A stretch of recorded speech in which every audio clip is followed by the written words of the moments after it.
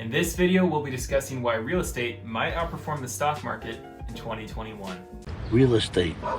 Buy real estate. Before I do that, let me give you some background details. The Federal Reserve has recently cut interest rates to all-time lows, near 0%. And with that, the average 30-year mortgage loan rate in the United States has fallen to around 2.72%. This means it is extremely cheap to get a loan to purchase a home in the US. One of the reasons why the Federal Reserve chose to do this was because during the COVID-19 crisis, businesses were going under, everyone was freaking out about the economy, and so they decided to make it extremely cheap for consumers and businesses to get loans to then spend money in the economy, which would then grow the economy back to where it was, ultimately unburdening the economy. The Federal Reserve has even maintained that they will keep interest rates at historic lows until as long as 2023, as long as there's no significant signs of inflation. In a speech given August 27th, 2020, Jerome Powell, the chairman of the Fed, said, "We have made important changes with regard to the price stability side of our mandate. Our new statement indicates that we will seek to achieve inflation that averages 2% over time.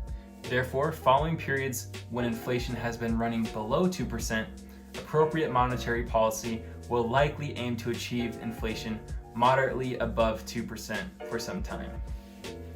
In this statement, Jerome Powell is pretty much saying that he is going to favor low unemployment over low inflation, and he will in fact allow inflation to potentially run higher than 2%, because for so long we haven't really experienced inflation at all.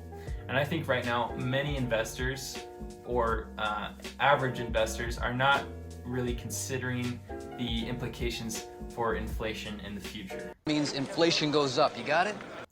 Two of the most common assets that rise with the level of inflation are real estate and commodities, because these are hard, fixed assets. If the level of inflation is 3%, then the value of your home will likely rise by 3% because they are fixed and they can easily be priced by the market.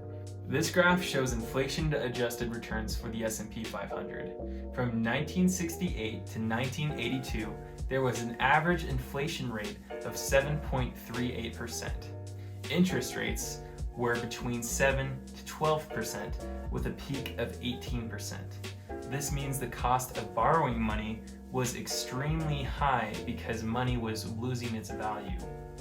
S&P 500 inflation-adjusted returns during this time period were negative 50%.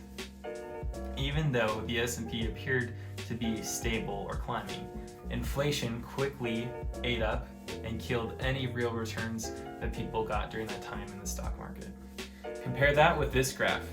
This graph shows inflation-adjusted returns for the median sales price of houses sold during that same exact period. During this period, positive real returns of single-family real estate were around 177.82%. This is just a real-life example of how real estate hedged investors and normal families from inflation during this period. So that leaves the question, what should investors do in 2020 and 2021? Right now, there's a severe housing shortage in the United States, meaning that there is not enough supply to keep up with demand. A lot of buyers in the real estate market are accelerating their purchasing because they are anticipating to be working from home in the next several years. Huge companies like Amazon, Facebook, Google, Apple have all made announcements of the shift to allowing their employees to work from home. I myself am starting a job in New York City next year. Okay, here I am in Times Square. I just had my interview doing consulting, and I'm assuming for the next few months of the year, I will be working from home as well. A good example of this is housing data from the end of July, where there was 1.3 million single-family houses for sale on the market. This is extremely low and hasn't been this low since the 80s. Another factor that contributes to this is how home construction rates still haven't recovered from from the 2007 and 2008 and 9 crisis, when a lot of developers completely went bankrupt. So what should you do in 2021? Well, you can do whatever you want. You can do whatever you want! But for me, I'm going to still be investing in stocks, but I'm also going to set aside a decent amount of cash to look for real estate properties or farmland or some other type of hard concrete asset I can purchase that generates cash flow, because I know I can purchase that asset with a low fixed interest rate for my debt. As long as I can make the cash flow higher than the amount of payment on the debt that I owe, then I should be fine. And I know that in the future, with the increases in inflation, my house or land value will appreciate with that rate as well. We know that there's a possibility of future inflation, so don't make the mistake of holding too much cash or putting all of your assets in the stock market. But rich people don't buy penny stocks. In addition, the stock market has extremely high valuations. If you look at the Shiller price to earnings ratio, we can see that it is close to historic highs again.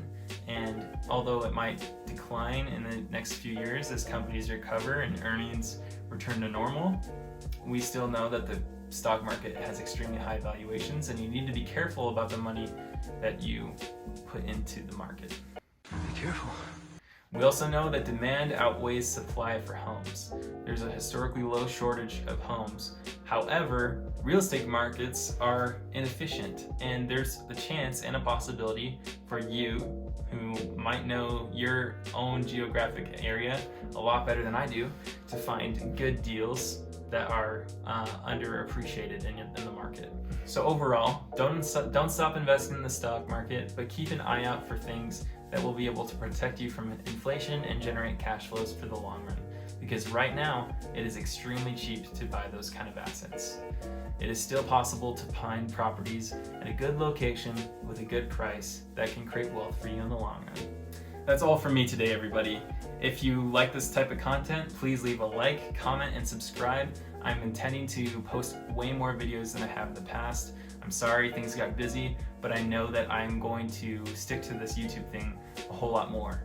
In the future, you can expect to see posts where I value companies, teach you very basic, rudimentary stock market investing principles, and together we will be able to build wealth in the long run and live very happy lives.